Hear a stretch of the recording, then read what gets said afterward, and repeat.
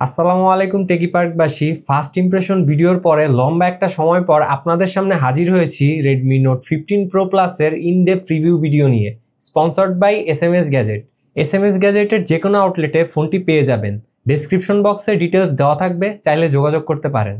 তো এখন স্পেককে সাইডে রেখে আজকের ভিডিওতে এই ফোনটার ভালো মন্দ সব দিকগুলো জানাবো আমি পারভেজ জামান স্বাধীন, আর আপনারা দেখছেন টেকি পার্ক। শুরুতেই পারফরমেন্স নিয়ে বলি, কারণ ফোনটাতে ব্যবহার করা হয়েছে স্ন্যাপড্রাগন 7S Gen 4 চিপসেট, যেটা এই বাজেটের ফোনের জন্য হতাশাজনক। এটা বলার কারণ হচ্ছে অন্যান্য ব্র্যান্ডগুলো তাদের এই বাজেটের ফোনে আরো পাওয়ারফুল প্রসেসর প্রোভাইড করেছে। এমনকি শাওমি তাদের নিজেদের ফোন রেডমি টার্বো 4 প্রোতে দিয়েছে স্ন্যাপড্রাগন 8S Gen 4 চিপসেট, যেটা কিন্তু 35 থেকে 36,000 টাকার আশেপাশে পাওয়া যাচ্ছে। এদিকে আবার রেডমি K80, যেটা কিনা 8 Gen 3 দিয়ে লঞ্চ করেছিল, সেটাও কিন্তু 40-এর নিচেই পাওয়া যায়। যদিও সেগুলো গেমিং ফোন আর এটাকে ব্যালেন্সড ফোন হিসেবে ইন্ট্রোডিউস করার ট্রাই করে, তবে আমার প্রশ্ন হলো ব্যালেন্সড ফোন হিসেবেও এর পারফরমেন্স আরো বেটার হওয়া উচিত ছিল। পাশাপাশি ক্যামেরা পারফরমেন্সও আহামরি না যে এটাকে ব্যালেন্সড ফোন বলা যাবে। যাই হোক, এখন ফোনটার বেঞ্চমার্ক টেস্টিং এর রেজাল্টগুলো দেখলে আপনারা বুঝতে পারবেন ফোনটা কতটা ভালো পারফর্ম করবে রিয়েল লাইফে। আমাদের টেস্টিংয়ে আন্তুতুতে 8,50,000-এর মতো স্কোর করেছে, সেই সাথে গিগবেঞ্চে সিঙ্গেল করে 1230 এবং মাল্টি করে 3051 স্কোর পেয়েছি। তাছাড়া ফোনটা দিয়ে 3D মার্কের wild life extreme stress test করেছিলাম, তখন ফোনটা 39 ডিগ্রি টেম্পারেচার উঠেছিল এবং স্টেবিলিটি স্কোর ছিল 63%। ফোনটা খুব বেশি হিট হয়নি, তবে এর স্টেবিলিটি স্কোরটা কিন্তু কিছুটা ভয় তৈরি করেছে। যাই হোক, এত কিছু বাদ দিয়ে রিয়েল লাইফ ইউজে এটা কেমন পারফর্ম করে সেটাই আসল কথা, বিশেষ করে গেমিংয়ে। প্রথমেই আমরা পাবজি গেমটা টেস্ট করে দেখেছি। গ্রাফিক্স সেটিংসে সুপার স্মুথ ও স্মুথ গ্রাফিক্সে এক্সট্রিম মানে 60 FPS সাপোর্ট করে, তাই কোনো রকম ল্যাগ বা ফ্রেম ড্রপ ছাড়াই স্মুথ গেম প্লে করা যাচ্ছিল। এখানে এভারেজে 57 FPS ধরে রাখতে দেখেছি। যাই হোক, ইন্টেন্স মোমেন্টে 2-1 ফ্রেম ড্রপ করতে দেখেছি, যেটা অস্বাভাবিক কিছু না। গেম ভারী হয়ে যাওয়া বা এক্সেসিভ ল্যাগটা পাইনি, যেটা একটা ভালো দিক। এই ফুটবলের গেম প্লেও ভালোই ছিল, তাছাড়া টাচ রেসপন্সও ছিল বেশ ভালো। এখানে স্ট্যান্ডার্ড গ্রাফিক্স সেটিংসে স্মুথলি গেম প্লে করা যাচ্ছিল, সেই সাথে পাসিং এবং শুটিংও ছিল বেশ স্মুথ। আর এখানে এভারেজে 59 FPS ধরে রাখে, তবে হাই গ্রাফিক্সে ফ্রেম রেট 40 থেকে 45-এ নেমে যায়। এখানে কিছুটা ল্যাগ ও ফ্রেম ড্রপ পাবেন। হাই গ্রাফিক্সে এভারেজে 39 FPS পেয়েছি। তাছাড়া ফ্রি ফায়ারের গেম প্লে ছিল বেশ স্মুথ, এখানে ল্যাগ বা ফ্রেম ড্রপের দেখা পাইনি। তুলনামূলকভাবে বাকি সব গেমগুলোর থেকে ফ্রি ফায়ারের গেম প্লে ছিল বেটার, এখানে 59 FPS ধরে রাখতে দেখেছি।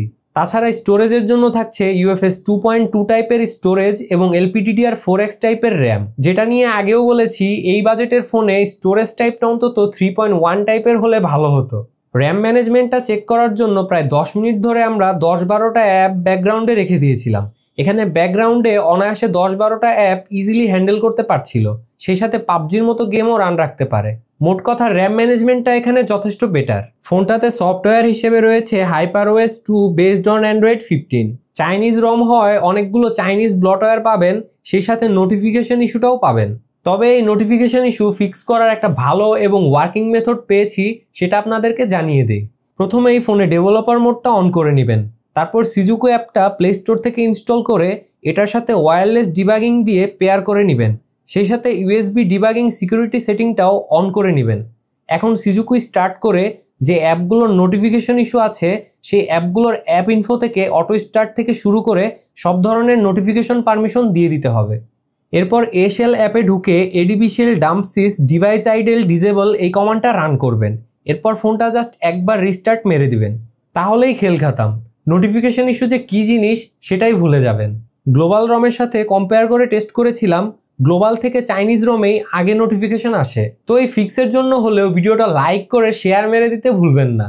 যাই হোক, ডিসপ্লের স্পেক সম্পর্কে সবাই জানেন, তবু স্পেকটা ফুল স্ক্রিনে আবার দিয়ে দিচ্ছি। টেকনিক্যাল দিক নিয়ে আলোচনা করতে হলে প্রথমে এর কালার নিয়ে বলতে হয়। এই ডিসপ্লের কালারগুলো অনেকটা অ্যাকুরেট লেগেছে।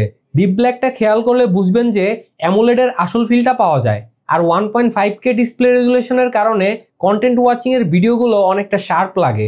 ইউটিউবে 4K 60 FPS HDR video smoothly play করতে পারে, এখানে কোনো সমস্যা পাইনি। 3200 নিটস পিক ব্রাইটনেসটা টেস্ট করে দেখেছি, আউটডোরে স্ক্রিনটা ভালোভাবে ভিজিবল রাখতে পারে, আর ইনডোরেও কোনো প্রবলেম হয় না। সেই সাথে 3840 হার্জের PWM ডিমিং এর জন্য লো লাইটে ফোন ইউজ করলেও চোখে কোনো প্রবলেম ফেস করিনি। এখানে কোনো ফ্লিকারিং ইস্যু চোখে পড়েনি। এই ডিসপ্লেটা 120 হার্জ রিফ্রেশ রেট সাপোর্টেড। এখানে কোনো ধরনের ল্যাগ বা স্টার্টারও নেই। ইউএফও টেস্টে 60 fps এ লক থাকলেও ক্রোম বা ইউটিউব সব জায়গায় কিন্তু 120 হার্জটা পুশ করতে পারে। ডিসপ্লেটার চারদিকে খুব সামান্য একটা কার্ভ রাখা হয়েছে, যেটাকে Xiaomi কোয়াড কার্ভ বলছে। তবে স্ক্রিন টু বডি রেশিও আরেকটু বেশি হলে ভালো হতো।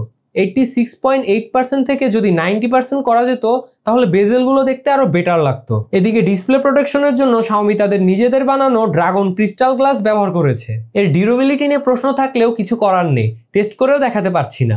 এখন অ্যামোলেড ডিসপ্লের কথা শুনলেই অনেকের মাথায় গ্রিন লাইনের চিন্তা আসে। তবে সত্যি বলতে Redmi Note সিরিজের সাম্প্রতিক ফোনগুলোতে এই সমস্যাটা তেমন একটা দেখা যায়নি, তাই গ্রিন লাইন নিয়ে খুব বেশি চিন্তা না করলেও চলবে। সব মিলিয়ে যদি বলি Redmi Note 15 Pro Plus এর ডিসপ্লে সেকশনটা বেশ শক্তিশালী, তাই ডিসপ্লে সেকশন নিয়ে কমপ্লেন করার কোনো উপায় নেই। ডিসপ্লে নিয়ে কমপ্লেন করা না গেলেও কমপ্লেন করা লাগে এর ক্যামেরা সেকশনে। এখানে যদিও ক্যামেরা স্পেকটা দেখলে ভালো মনে হবে, কিন্তু অ্যাকচুয়াল পারফরমেন্স কিন্তু এতটাও ইমপ্রেসিভ না। যাই হোক, ফোনটার পেছনে রয়েছে ট্রিপল ক্যামেরা সেটআপ, যেখানে 50 মেগাপিক্সেল f1.6 অ্যাপারচারের মেইন সেন্সর, 50 মেগাপিক্সেল f2.2 অ্যাপারচারের টেলিফটো সেন্সর এবং 8 মেগাপিক্সেলের আল্ট্রা ওয়াইড সেন্সর। তাছাড়া সেলফির জন্য সামনে পাচ্ছেন 32 মেগাপিক্সেলের সেন্সর। ডে লাইটে এর মেইন ক্যামেরার পারফরমেন্স ডিসেন্ট। কালার টোনটা ন্যাচারাল রাখার ট্রাই করে, তবে সমস্যা হচ্ছে 2.5x মানে টেলিফটো লেন্সের ছবিগুলো ওভার স্যাচুরেট মনে হয়।